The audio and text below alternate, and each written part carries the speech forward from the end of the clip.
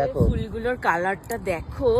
আর এমনিতেই এই পার্পল কালারটা এখন আমার রিসেন্ট ফেভারিট। তার মধ্যেও মানে তারপরে এখানে এই যে পার্পল পর সব পার্পল কালার। এগুলো কি ব্লজমস নাকি? বুঝতে পারছি না এটা কি গাছ, ব্লজমস নাকি অন্য কোনো পাহাড়ি গাছ। আর এটা কিন্তু কারোর বাড়ির পার্সোনাল প্রপার্টি নয়, মানে পার্সোনাল না, এমনি রাস্তার মধ্যে হয়েছে। এনে যে সে পুঁতেছে বা তার বাড়িতে সে আলাদা করে শখে লাগিয়েছে এমন নয়। এ কিন্তু পুরো এই যে রাস্তার গাছ, রাস্তায় হয়েছে। তো আমি বুঝতে পারছি না এটা ব্লজমস না অন্য কোনো। কাশ্মীরে গিয়েও কিন্তু আমরা এই ফুল দেখেছি, কিন্তু কাশ্মীরে দেখেছি, কিন্তু কাশ্মীরে যেগুলো দেখেছি পার্পল কালার দেখিনি, হোয়াইট দেখেছি, ইয়েলো দেখেছি আর পিঙ্ক দেখেছি। আর ওগুলো রাস্তার ধারেই দেখেছি।